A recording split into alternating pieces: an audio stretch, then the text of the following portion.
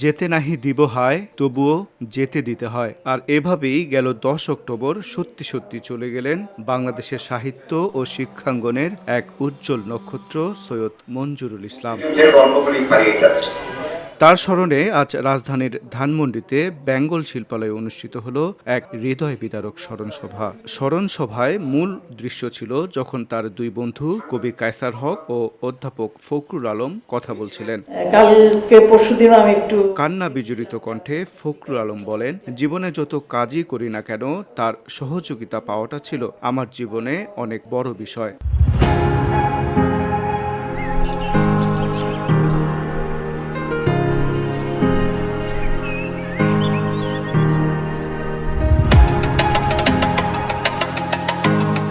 তার মতো বন্ধু হারিয়ে যেন কিছুই বুঝে উঠতে পারছেন না বন্ধু ফখরুল আলম। উনি নিউ ইয়র্কে, বস্টন থেকে, ছেলের ওখান থেকে নাকি নিউ ইয়র্ক থেকে, উনি শিকাগো সাউথ এশিয়ান স্টাডিজের ইনস্টিটিউট থেকে ওনাকে দীপেশ চক্রবর্তী নিমন্ত্রণ জানিয়েছিল ওখানে যাবে, কিন্তু ওনার খুব অসুস্থ হয়ে গেল, সেই জন্য উনি আর গেলেন না। উনি একটা ভিডিওতে 10 মিনিটের একটা রেকর্ডিং করে ওদেরকে পাঠালেন।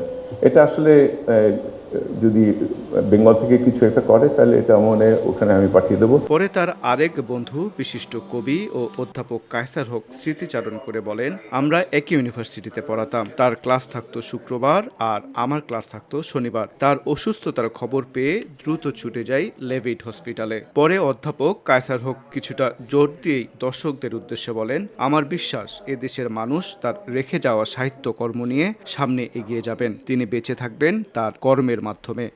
খুবই ডিভোটেড ছিল মঞ্জুরের প্রতি। সে এই এক সপ্তাহ যে ওখানে হসপিটালে ছিল, প্রায় প্রতিদিন সে রাতের ডিউটি করেছে ওখানে, মানে নিজে কেউ ওকে বলেনি, বাড়ি গিয়ে একটুখানি খেয়ে এসে সে ওখানে থাকতো।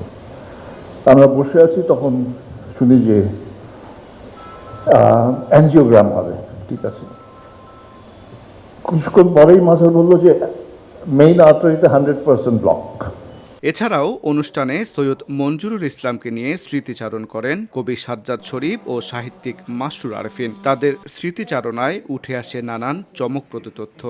বিকেল গড়িয়ে সন্ধ্যা পার হচ্ছে, তবুও যেন দর্শকরা উঠতেই চাইছিলেন না। সঞ্চালক লুবা নাহিদ চৌধুরী বারবার স্মরণ করিয়ে দিচ্ছিলেন বেঙ্গল শিল্পালয়ে সৈয়দ মনজুরুল ইসলামের পদচারণার কথা। আর এই বেঙ্গলেই তাকে নিয়ে স্মরণ সভা করতে হবে, এটা যেন তিনি কিছুতেই মানতে পারছিলেন না। আনুর রাশাদ, ভিউডি বাংলা, ঢাকা।